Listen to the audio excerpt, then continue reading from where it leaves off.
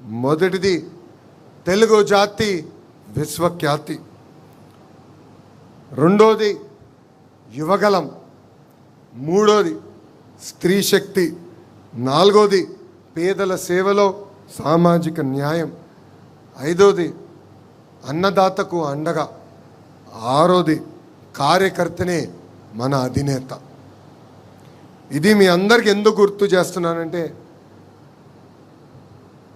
రాబోయే రోజుల్లో మనందరం నిర్ణయాలు తీసుకోవాల్సి వస్తుంది. అందుకే మనకి ఈ బాధ్యత ఇచ్చింది పార్టీ. ఒక్కసారి కళ్ళు మూసుకుని ఈ 6 శాసనాల గురించి ఆలోచించి సరైన నిర్ణయం తీసుకోవాల్సిన బాధ్యత ఇక్కడ ఉన్న మనందరిపైన ఉంది. గడిచిన 2 ఏళ్ళలో సంక్షేమ అభివృద్ధి జోడెద్దుల బండిగా మనం నడిపించుకుంటూ ముందరికెళ్తున్నాం. మనం అందించిన సంక్షేమం భారతదేశంలో ఏ రాష్ట్రం కూడా ఇవ్వట్లేదు.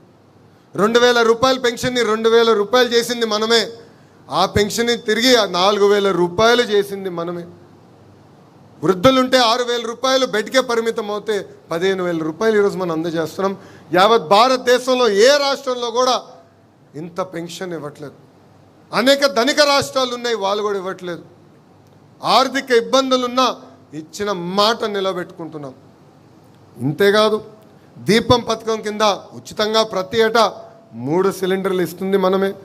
16,347 టీచర్ పోస్టులు, అదేవిధంగా 6,000 కానిస్టేబుల్ పోస్టులు కూడా భర్తీ చేసింది మనమే. ఇప్పుడు ఏకంగా 10,060 పోస్టులతో ప్రత్యేకంగా జాబ్ క్యాలెండర్ విడుదల చేసింది మనమే.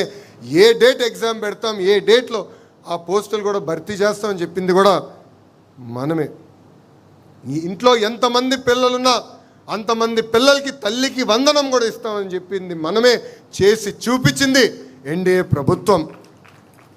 అన్నదాత సుఖీభవ అందించింది మనమే. ఎన్ని ఆర్థిక ఇబ్బందులు ఉన్నా 1వ తారీఖు నాడు జీతం కూడా అందిస్తుంది మన ప్రభుత్వమే. ఆర్థికంగా ఎంత ఇబ్బందుల్లో ఉన్నో మనందరికన్నా మన ఆర్థిక శాఖ మంత్రులు కేశవ్ గారికి బాగా తెలుసు. అయినా కూడా బాబు గారు హామీ ఇచ్చారు, కూటమి ప్రభుత్వం హామీ ఇచ్చింది, ఇచ్చిన హామీని నిలబెట్టుకునే దానికి మనం వెనక్కి తగ్గేదానికి లేదని చెప్పి ఆయన కూడా ఒక ఆర్థిక శాఖ మంత్రులుగా అద్భుతమైన సేవ అందిస్తున్నారు.